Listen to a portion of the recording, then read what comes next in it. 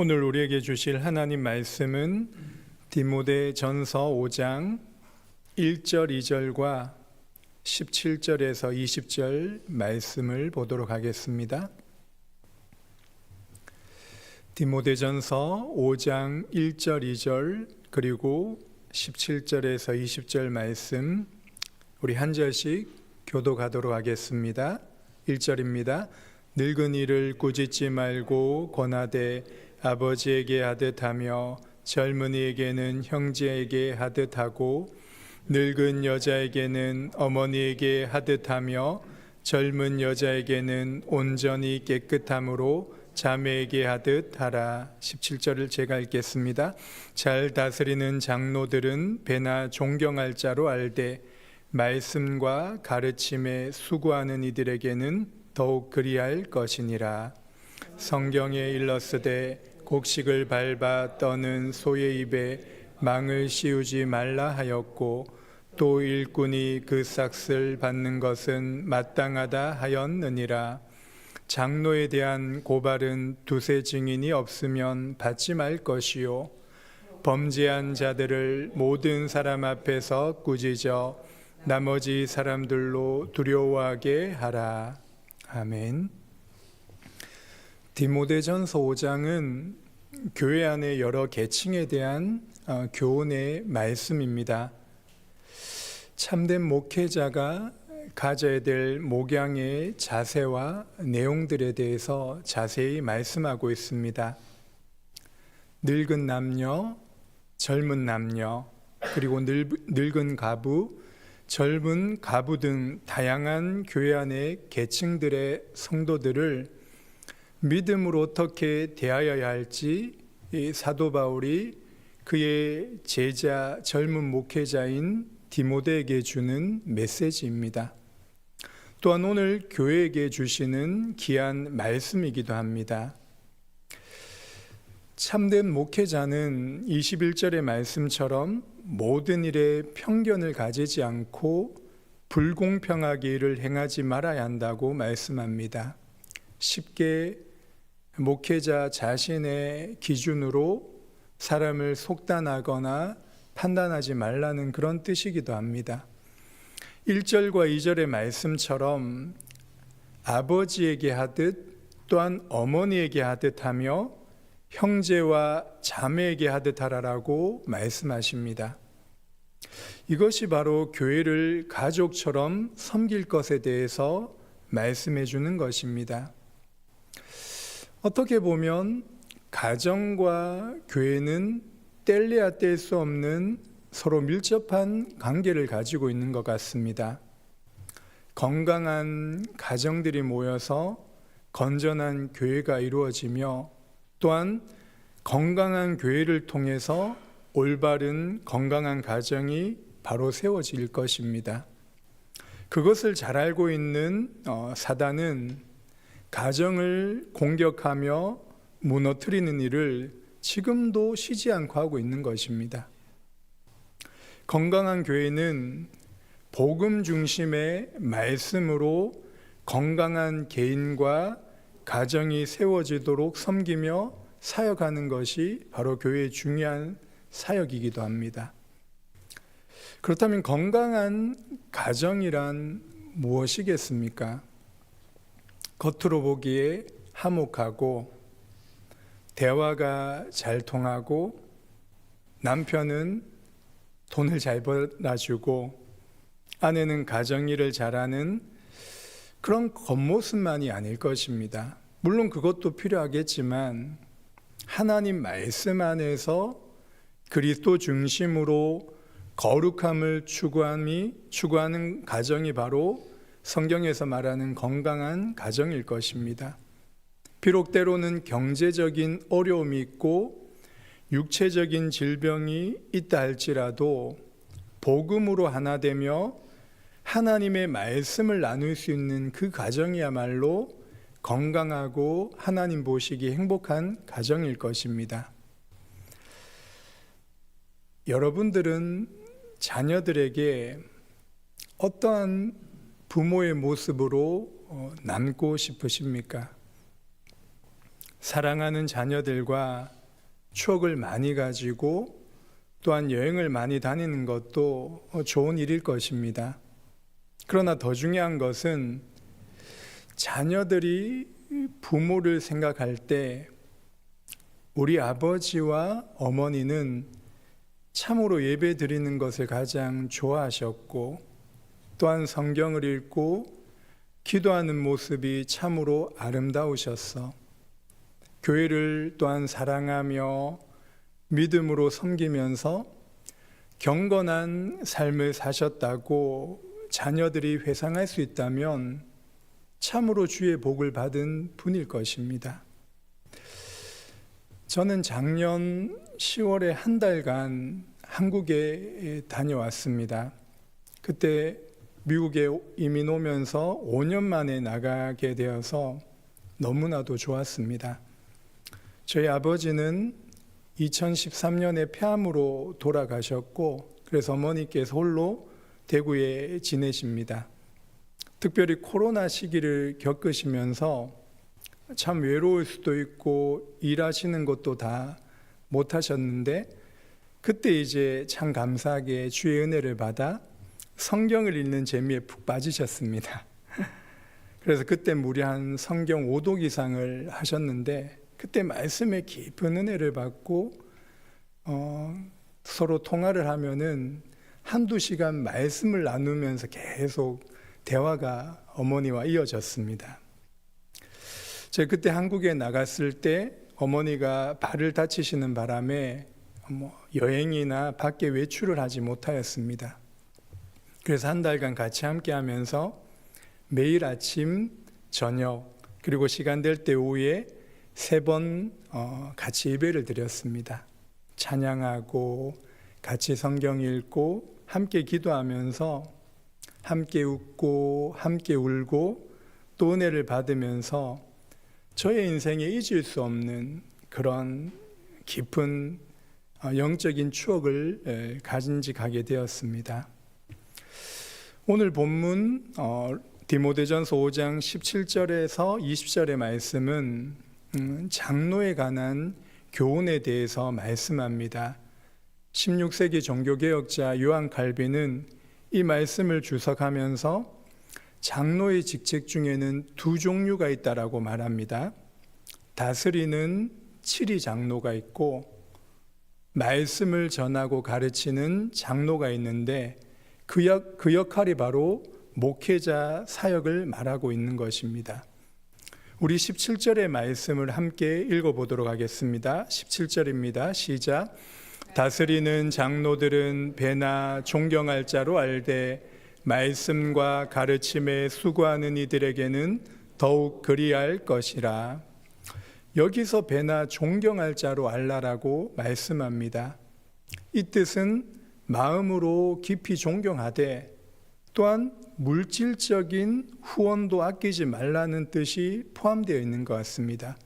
왜냐하면 그 내용이 바로 18절의 말씀과 연결되어집니다. 우리 18절의 말씀도 함께 읽겠습니다. 시작. 성경에 일렀으되 곡식을 밟아 떠는 소의 입에 망을 씌우지 말라 하였고 또 일꾼이 그 삭슬 받는 것은 마땅하다 하였느니라. 이 말씀은 지금 사도 바울이 구약 신명기 25장 4절의 말씀을 인용하고 있습니다. 그리고 또한 고린도전서 9장 9절에서 10절의 말씀도 동일하게 사도 바울이 인용을 합니다. 그리고 마태복음 10장 10절의 말씀에 보면 여행을 위하여 배낭이나 두보롯이나 신이나 지팡이를 가지지 말라. 이는 일꾼이 자기의 먹을 것을 받는 것이 마땅함이라. 예수님이 말씀하신 이 내용도 같이 인용을 합니다.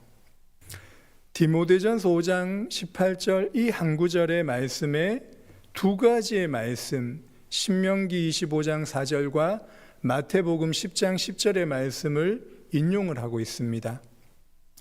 이 말씀에서 목회자를 멍에를 메고 일하는 소에다 지금 비유하고 있습니다.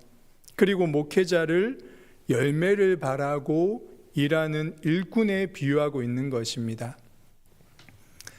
하나님의 말씀을 맡아서 사역하는 목회자에게 교회가 사례를 주고 생활할 수 있도록 보장해 주는 것이 바로 성경적 원리임을 분명히 말씀해 주고 있는 것입니다.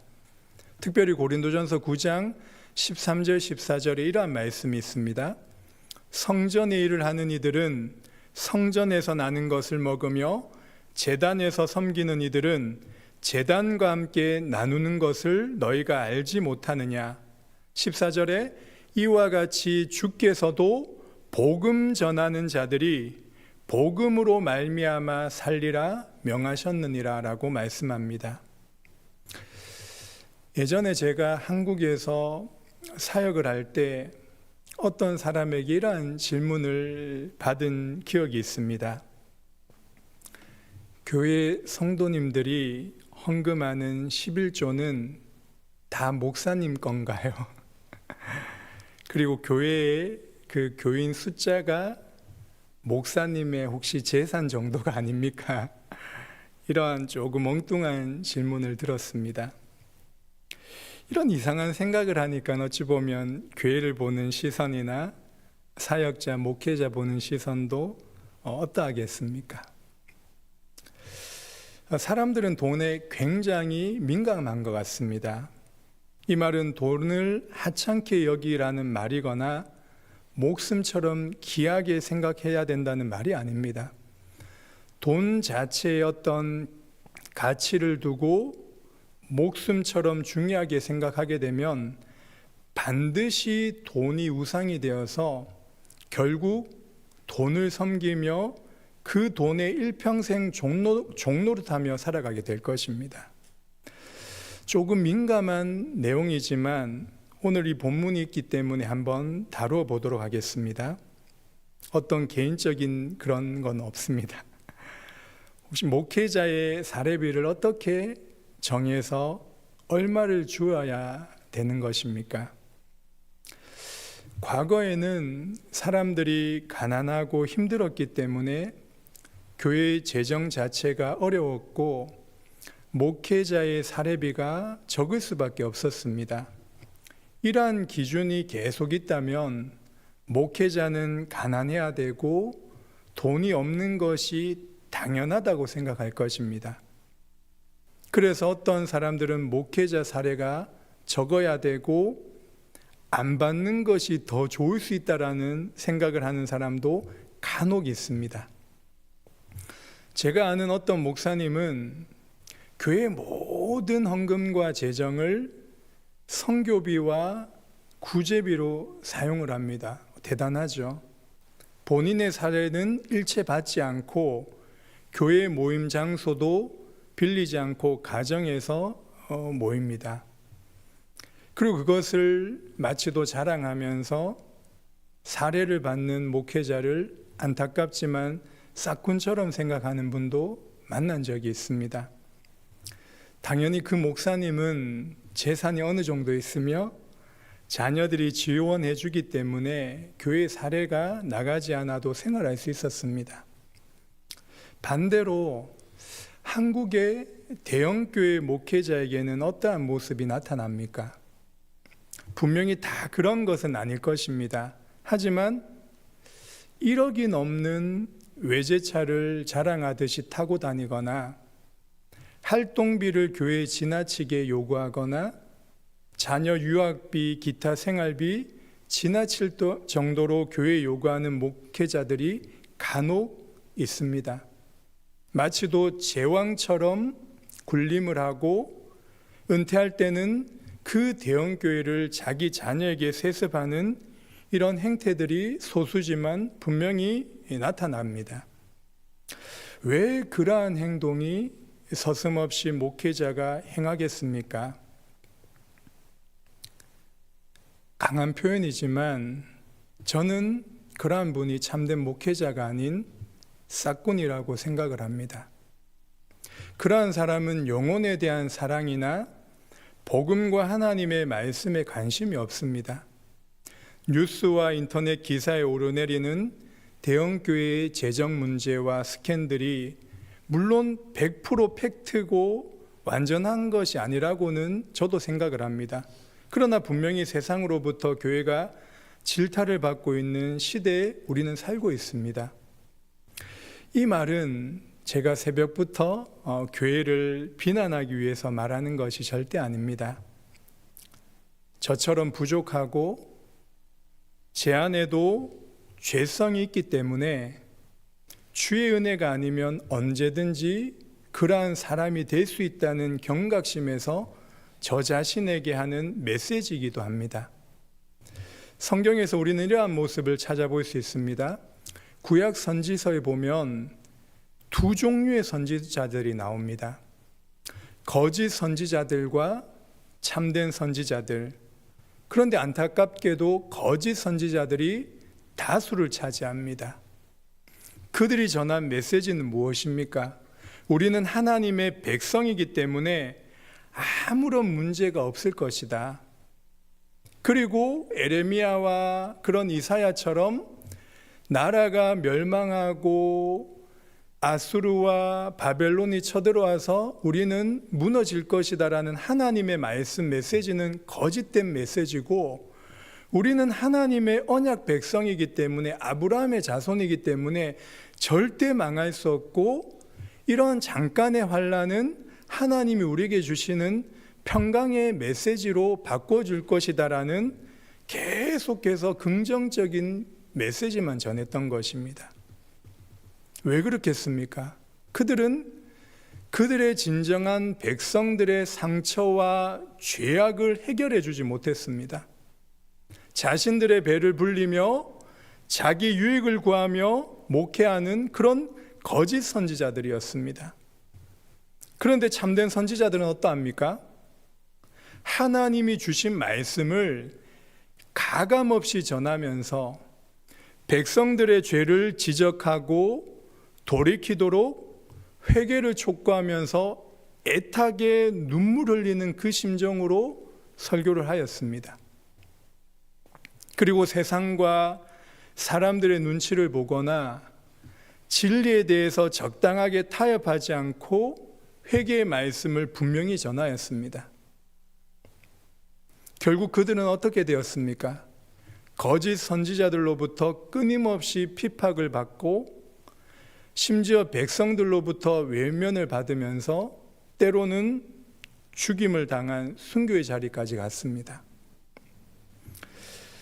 저는 최근에 말씀을 읽다가 설교 사역에 대한 저의 개인적인 기도 제목 하나를 발견하였습니다. 에레미야 6장 16절의 말씀과 에베소서 2장 2절의 말씀을 붙잡고 주 앞에 엎드려 이러한 기도를 하였습니다. 주님, 믿음의 선조들의 그 애적 길, 그 선한 길인 좁은 길이지만 그 생명길을 걸어가게 하셔서 참된 선지자들과 사도들이 전한 그 복음을 지키며 전하는 주의 종이 되게 하옵소서. 또한 2000년 교회 역사 속에 우리 믿음의 선배들이 걸었던 그 어거스틴, 루터, 칼빈, 존 오웬, 조나단 에드워즈, 스펄전, 로이드 존스 목사님들의 그 개혁주의 신학을 따라 성경적인 복음의 말씀을 바르게 전하는 그런 참된 설교자가 되게 하옵소서.